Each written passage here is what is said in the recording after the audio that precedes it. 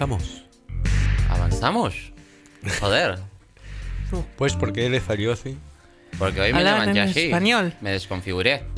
Uy, cómo estamos hoy, Pues. Estamos a full muy parejo y volvemos a Argentina. Volvemos a Argentina. Ahí Sí, está. mejor. Ahí está. Claro. Loco. No. Presento el tema. Sí, por favor.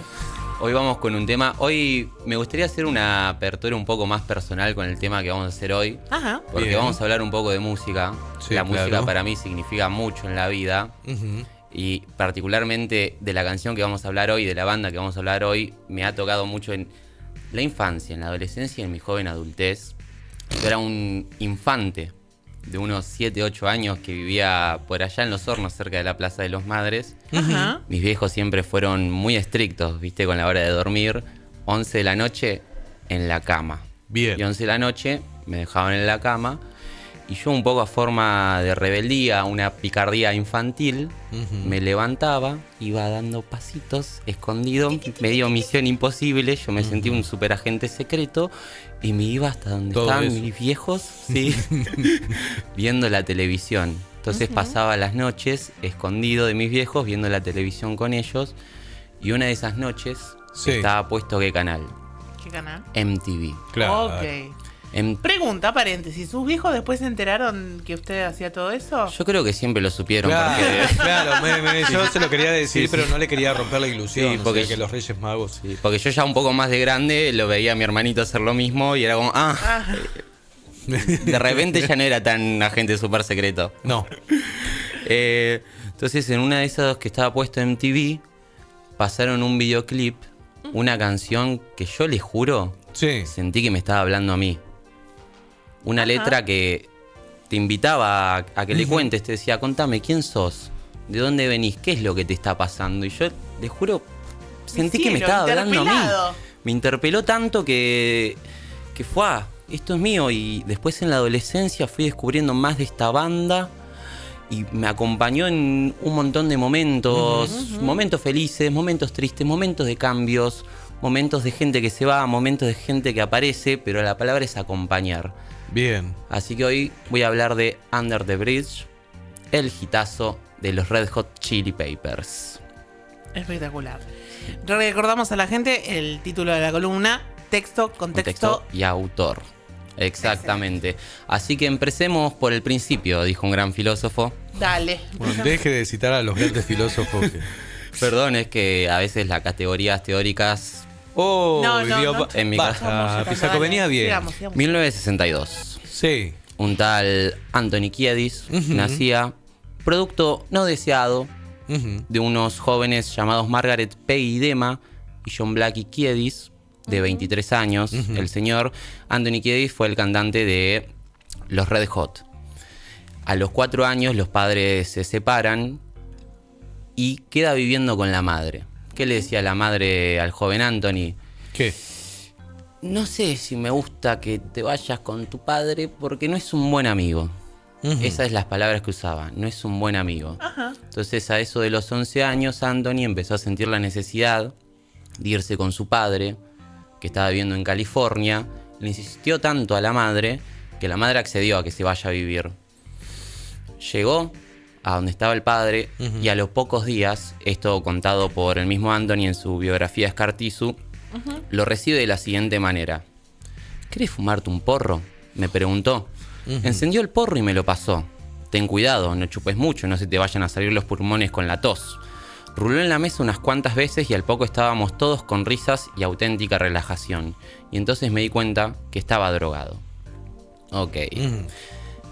Joven Anthony, 11, todavía no tenía 12 años, estaba por cumplirlos. Porque incluso antes de cumplir esos 12 años... Era un niño. Era un niño. Sí, claro. Pasó otra situación en la que su padre estaba con su joven pareja y Anthony le escribe una carta diciéndole: reuní el coraje para escribirle una nota a mi padre. Sé que es tu novia, pero estoy seguro de que ella está dispuesta. Así que si no tienes problema, ¿podemos arreglar la cosa para que termine haciéndolo con Kimberly esta noche? ¿Qué dijo el padre? Sí. Llegó a la noche y le dijo: está allá en la pieza, mandate. Y así un montón de sinfines de historias, como que el padre lo usaba al joven Anthony para transportar droga. El padre de él, además de actor, era narcotraficante. Entonces aprovechaba la situación de que estaba con un menor, de que la gente no iba a sospechar, viaje familiar, y lo usaban para transportar marihuana, heroína y cocaína. Ok, una infancia complicada, vulnerada, digamos. Sí, vulnerada. Ayer estaba charlando esto con mi madre. No sé si la definición de la infancia es terrible. No sé si saliera la definición terrible. Sino muy hollywoodense. Porque ya más de grande el cantante ha dicho que perdonaba de todo al padre, que incluso ha sido un gran padre. Ha llegado a decir, como que ha hecho las paces con esto.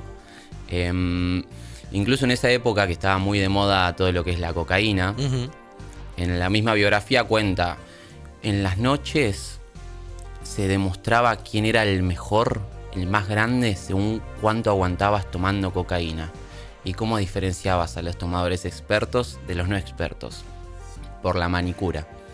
Y contaba que su padre estaba orgullosísimo de la perfecta manicura que tenía en el dedo meñique, que le servía para tomar cocaína. Ok. Esto fue un poco de la adolescencia, infancia del cantante. Ya entrando en la secundaria, es donde conoce a Hillel Slovak, el primer guitarrista de los Red Hot, a Flea, el bajista, que continúa hasta el día de hoy, y a Jack Irons, el primer baterista, no me salía la palabra. Cuenta que antes de conocer a Flea se pelearon, se agarraron las piñas, se detestaban, pero dice que un día para el otro empezaron a ser muy unidos por las fuerzas del amor y del dolor. Se ve que eran jóvenes conflictivos, ambos dos, venían de familias complicadas, y que a pesar de que tuvieron un comienzo con muchos tropiezos, Más hostil. Esa hostilidad fue un poco los que los terminó uniendo. En el 83 forma los Red Hot junto a Hillel Slovak, Jack Irons y Flea. Lanzan 2 discos mezclando todo lo que es funk, rock y rap, hasta que en el 88 ocurre un suceso terrible, que es de lo que habla la canción Under the Bridge, que es de la muerte por sobredosis de Hillel Slovak a los 26 años. Una época marcada por excesos, drogas, rock. Estaba muy en auge eso, era con lo que ensoñaban todos esos jóvenes. Slovak era un joven israelí que a los 5 años se mudó a Estados Unidos, empezó a tocar la guitarra, muchas influencias de Kiss, Led Zeppelin y un personaje que aparece mucho en todos lados, que lo amo con todo mi corazón, que es Jimi Hendrix. Jimi Hendrix, incluso el actual guitarrista de los Red Hot, Frusciante, tiene muchas influencias hendrixianas, es verdad, ¿no? En su forma de tocar. Lo que tenía era que era un tipo capaz, no muy teórico, era menos 10 de teoría, más 10 de feeling, de sentimiento. Está bueno eso que decís. Esa es la definición de un guitarrista hendrixiano. Bueno, Hillel, antes de participar en los Red Hot, había formado ya varias bandas, entre las que estaba, por ejemplo, Antim, que es una banda en la que tocó con Flea, el bajista de los Red Hot, antes de formar la banda. Y ahí es donde conoce a Kiedis, que era el fan número 1 de Antim, porque siempre iba a todos los shows, incluso hasta daba un discurso antes de salir a tocar. Se fue formando la amistad y poco a poco, bueno, se fueron envolviendo, viene, terminan formando los Red Hot. Y ahí es en el 84, tras los primeros 2 discos de los Red Hot, que Hillel comienza a usar heroína junto a Kiedis.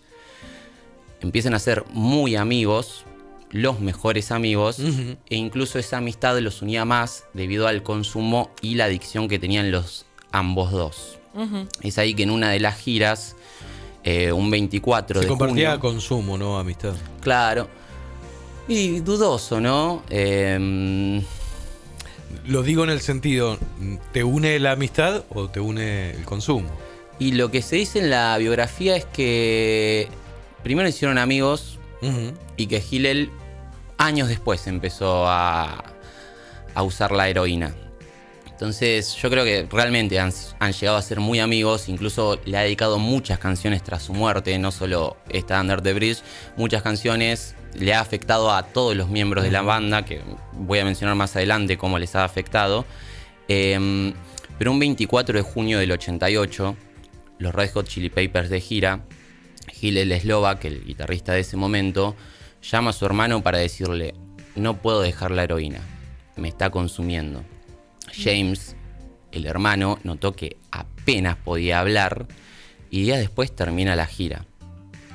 Es ahí cuando Hillel se aleja de todos para poder rehabilitarse un poco de las drogas y lo empezaron a llamar. No contestaba, lo llamaban, no contestaba, nadie sabía dónde estaba, se desapareció totalmente. El 27 de junio, 3 días después de la llamada a su hermano, la policía lo encuentra muerto por sobredosis de heroína. La autopsia reveló que se había muerto un día después de la llamada a su hermano. O sea, estaba en sus últimos momentos. Y le afectó a toda la banda y a cada uno de manera muy particular. Flea, el bajista, que había sido muy amigo, el primer amigo de Hillel, le afectó mucho la culpa. Dijo en entrevistas posteriores que no había pasado mucho tiempo con él ese último año y que sentía que podría haberle ayudado más. Anthony pegó un volcazo de todos esos excesos que venía desde su infancia, casi adolescencia. Dejó las drogas y se fue un tiempo a México, y el que en ese entonces era el baterista Jack dejó la banda y tuvo que ser hospitalizado por varios colapsos nerviosos. Bueno, es ahí donde entra Fruciante la banda, y yendo un poco más a lo que es Under the Bridge, ya nos adelantamos un poco al 91, el segundo disco con Fruciante, Blood Sugar Sex Magic, con temazos como Funky Monks y Sir Psycho Sexy. ¿Qué decir? Disco emblemático de la época. Disco emblemático con el que saltaron a la fama mundial, con el que la rompieron, guitarras funk, mezclas de rap, solos a los Hendrix, pero en esta particular canción es una especie de balada no triste, sino como repensándose un poco lo que sienten. Empieza con un riff de guitarra, acompañado por un bajo muy íntimo, muy personal, muy tranquilo, repito, muy Hendrix, los licks de guitarra que hace, los pasajes, y poco a poco se une un tímido Kiedis, el cantante, a decir: a veces siento que no tengo un compañero, a veces siento que mi único amigo es la ciudad donde vivo, la ciudad de Los Ángeles, solitaria como yo, juntos lloramos. Él en entrevistas ha dicho cómo la soledad a veces no estaba tan presente porque sentía que la ciudad de Los Ángeles, que era donde vivía, sentía que lo acompañaba, que lo abrazaba. Va subiendo un poco la tensión de la canción, y hasta cierto punto hay algo que no sé si decirlo porque ya capaz me pongo muy teórico. No, dale. La guitarra deja de tocar y toca un acorde que se llama Mi con séptima, que los acordes de séptima son acordes que generan tensión. Entonces tras toda esta soledad empieza la tensión, y una tensión que queda dispersada en el aire porque no se soluciona y sonó solo ese acorde. ¿Y qué hacemos? ¿Qué hacemos? ¿Qué hacemos? Y va el estribillo. Deja salir todo con una guitarra bien funk, y es donde el cantante dice: no me quiero volver a sentir como ese día, llévame al lugar que amo, llévame todo el camino. No quiere repetir esos errores del pasado, no quiere sentirse como cuando se murió su mejor amigo, no quiere volver a sentirse como en su infancia, y no quiere volver a repetir los errores. ¿Por qué? Porque el guitarrista de ese entonces iba por el mismo camino. Claro. Fruciante era mucho más joven que ellos, se unió a los 18 años a su banda cuando el resto de la banda ya tenía sus 25, y era un joven muy problemático, que a él le gustaba lo under y no le gustaba nada la fama que estaba teniendo la banda, y empezó a tomar heroína, y había muchos conflictos. Entonces, no me quiero volver a sentir como ese día. Repitiendo el último estribillo, terminando con un una sensación de que está llorando. Me da la sensación a mí el cantante. Porque pide que lo amen en la letra. Y es después de eso que entra un coro de mujeres casi angelical. A mí me remite a unas voces angelicales que dice: debajo del puente en donde derramé sangre, debajo del puente donde no pude tener suficiente, debajo del puente me olvidé mi amor, debajo del puente perdí mi vida. Es como si alguien de arriba le estuviera diciendo que se aleje de ese puente. Under the Bridge, ¿por qué se llama así la canción? Porque debajo de un puente es donde iban a comprar la droga con su amigo Hillel. Compraban heroína, se la compraban una pandilla. Y un día, paseando en el auto tras la muerte de Hillel, se detiene en ese mismo puente y empieza a escribir un poema.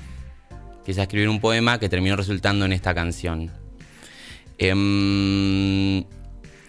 Y tras eso, la última frase que dice el cantante es: ¿dónde me quedaré? ¿Dónde va a ser mi lugar? ¿Voy a repetir lo mismo de antes? ¿Voy a avanzar en la vida? ¿Dónde me quedaré?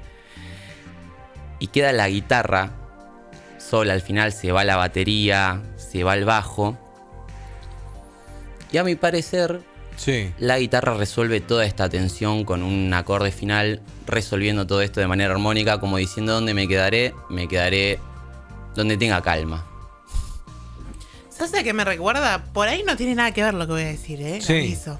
Me recuerda un poco a Bohemian Rhapsody. Digo, esta oda al alma oscura, ya que le pesa todo lo que vivió. Y que termina igual de una manera un poco más pesimista, si se quiere, como Anyway the Wind Blows, donde sea que sople el viento, como y bueno, ya está, me lanzo a la suerte, no tengo nada más por hacer. Pero digo, me sonaba mucho esta angustia, este tormento de haber tocado fondo y entonces no saber qué hacer. Y también me acordé que tengo una amiga que es psicóloga, Ceci, una vez le hemos hecho una nota acá, que ella decía: bueno, una vez que tocas fondo solo te queda subir. Me parece que quizás Under the Bridge deja un poco la puerta abierta, que hay una salida, al contrario, bueno, de Bohemian Rhapsody.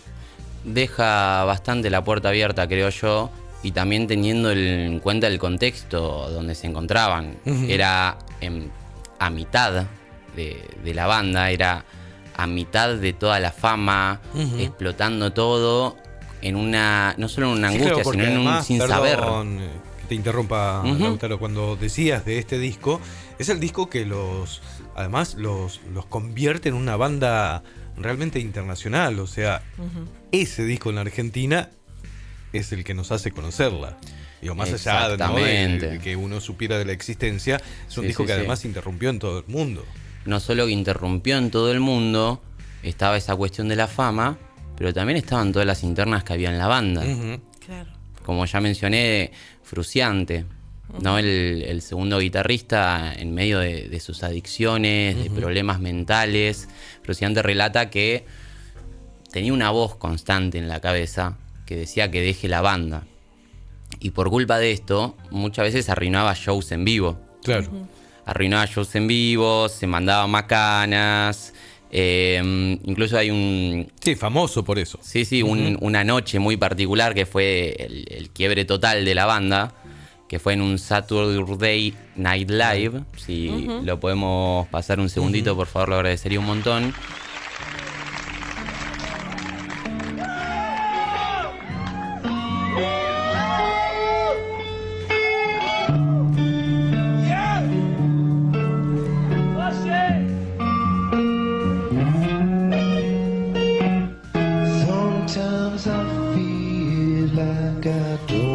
Esta es Under the Bridge, pero totalmente modificada.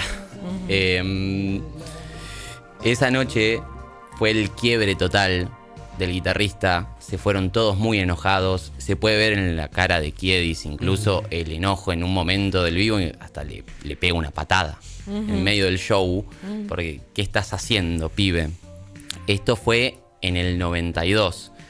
Y poco tiempo después es que Frusciante tiene la primera salida de la banda por todos estos conflictos que estaban pasando. Se va... Estoy sacando las cuentas. Saque las cuentas. Ya las hice.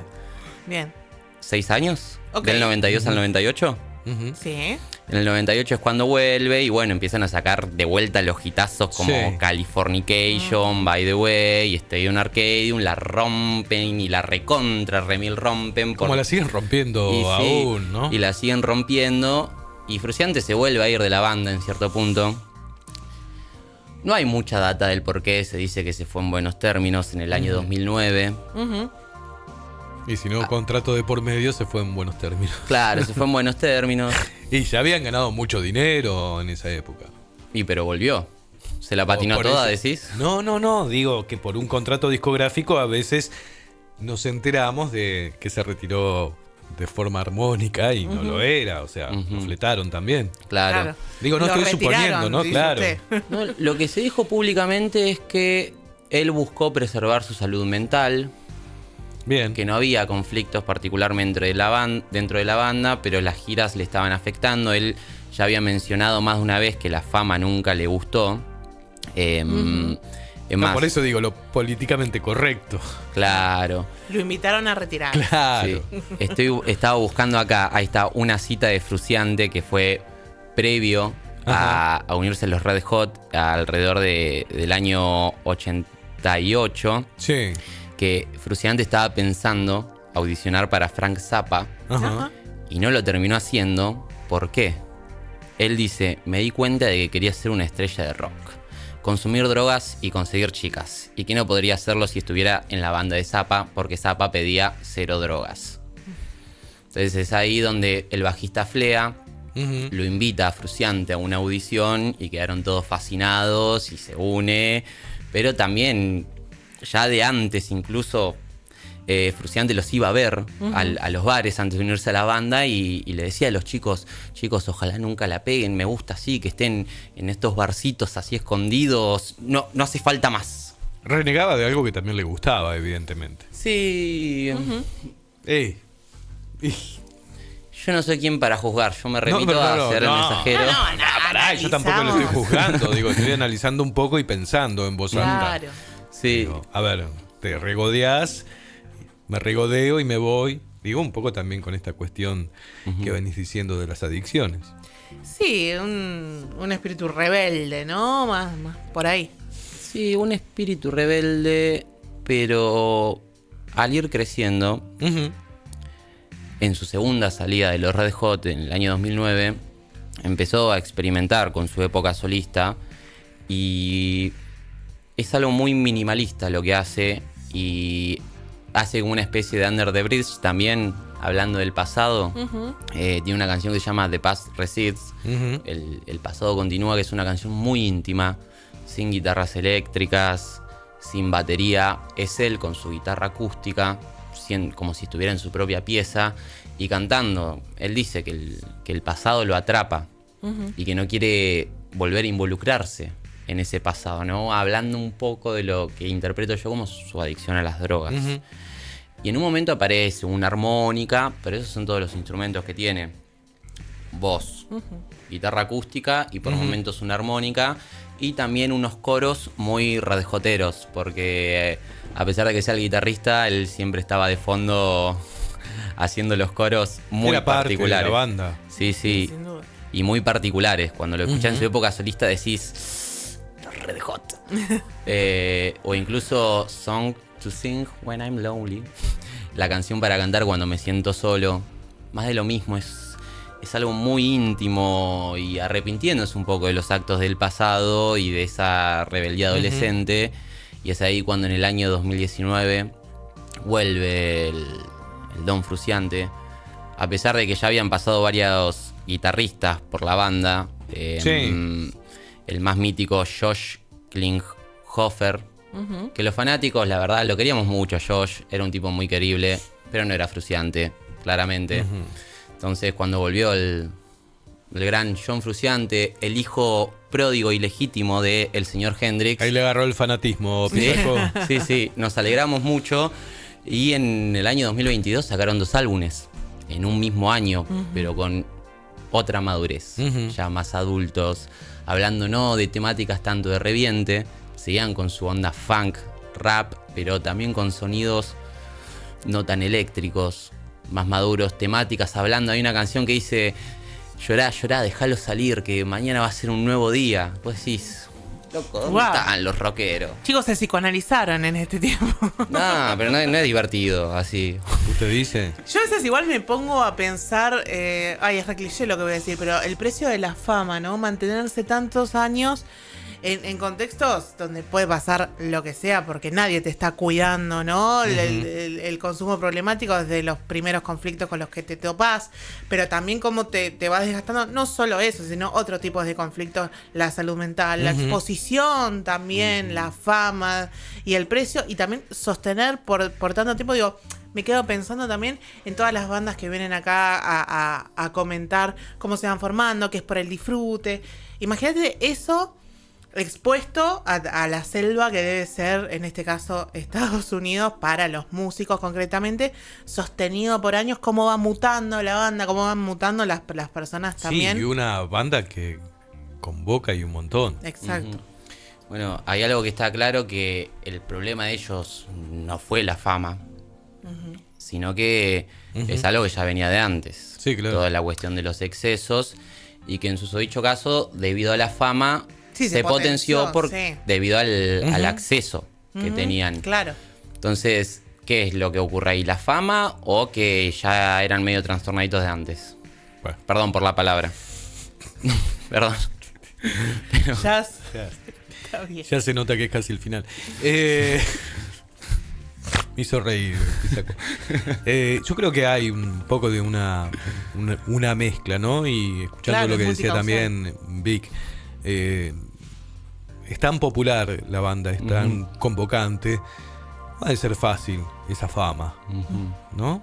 Pensaba en otros personajes que a veces se han mostrado débiles, como Michael Stipe de R.E.M., ¿no? Hay una fotografía de él que es casi desesperante, donde él está entrando a un estadio y lo enfocan dentro del auto que lo lleva al estadio, con una depresión terrible, ¿no? Y todo el mundo queriendo tocar ese auto donde va ese tipo, ¿no? Sí, sí. Y esa foto siempre me viene a mente como diciendo, ¿no? A veces hay un precio alto también, más allá de lo conflictuado que pueda ser la adolescencia o el consumo precoz, si se quiere, porque en este caso estamos hablando de un consumo muy precoz.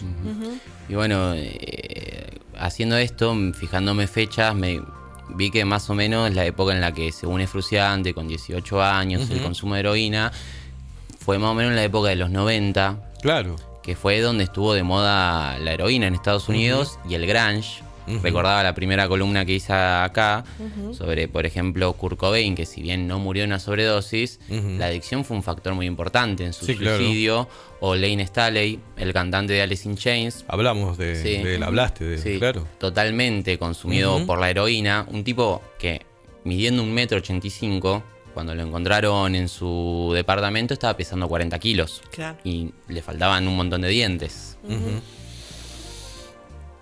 Entonces, ¿cuál es? Es como esa generación también, ¿no? Sí. Hoy las generaciones de ahora son más sanas, creo yo. Yo igual siempre soy anti, pero cuando escucho eso de comparación antes-ahora, me parece que depende el análisis, ¿no? Sí es verdad que si hablamos de salud mental, digo, hace unos 10, 20 años, en los 90 menos que menos, no se hablaba de salud mental, no se pensaba en la salud mental de un cantante, por ejemplo. Ahora podemos llegar a pensar que si tenía consumo problemático, que cómo era su infancia, que el precio que le podría haber costado estar donde está, y demás. Eso es cierto. Me parece que por ahí sí. ¿Te puedo comprometer con algo para la próxima columna? Sí. ¿Terminó? ¿Aceptás? Sí, terminamos. No, allá esto fue improvisación. Charlando, cuando terminás de comer la sobremesa. Gracias, Lau. Gracias a ustedes. La verdad que me encantó. Te quiero comprometer porque me interesaría muchísimo que trajeras a texto, contexto y autor la historia de Bohemian Rhapsody. ¿Puede ser? Sería hermoso. Y habrá que verse la película. Una lástima, un esfuerzo. Excusa. O escuchar más que ver la película. La voy a traer a mi madre, que es la fanática de Queen. Voy a traer a mi madre, que es la que me introdujo a Queen a mi vida. Bueno, fui a ver la película con ella. Ahí tiene una muy buena fuente, entonces. Sí, recontra. Está todo el día yo a la casa. ¿Cómo, Tayel? ¡Sacá la mano de ahí, carajo! Oh, ¿me están comparando con Ricardo Ford? Gracias. Sí, ¡mamá! ¡Mamá! Usted Bueno. citó a su mamá. Claro. Y está muy bien. Ujú. Le mandamos un saludo Bien. fuerte, Verónica Martinuzzi. Bien. Fanática de Queen, entonces. Bueno, yo quiero saber texto, contexto y autor de Bohemian Rhapsody. Estamos. Para la próxima, me encanta. Gracias, Lau, por la excelente columna del día de hoy. Gracias a ustedes. ¿Ya estamos sobre el final? Sí, ya llegamos, ¿eh? Claro, llegamos. Muchas gracias, Lauti. Gracias a vos. Me Hay llevó a un- viejas épocas. Hay un video que no sé si podemos terminar con ese video. ¿Qué No tiene sé si ese me dan video? el ok allá. A ver si nos levantan. El tema es del copyright. Yo Sí, por las sí, dudas sí, sí. no. Me gustaría irme con esta Bien. bella canción, versión acústica de Under the Bridge de Fruciante y el cantante, nada más, de Anthony. Lautaro Pisaco pasó con su columna por Odisea Cósmica. Nosotros nos vamos a reencontrar mañana jueves, Sí. jueves para nosotros a las 7 de la tarde. Vamos a nombrar a todo el equipo y agradecer. Exactamente. Por una vez más haber hecho posible otro episodio de Odisea Cósmica. Le agradecemos a Tayel Tomasini en operación de sonido y puesta técnica al aire. Gracias, Tayel. Pluma Punk en operación de audiovisuales en esta oportunidad. Gracias, Plumi.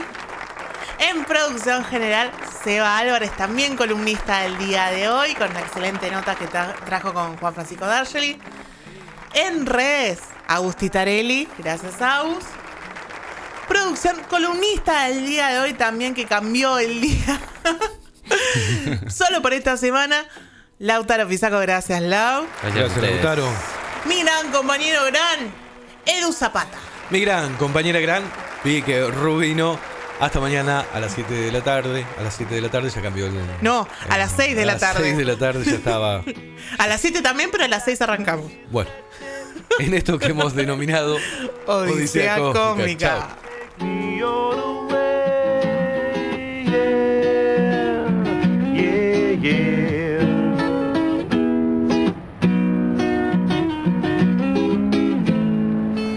It's hard to believe that there's no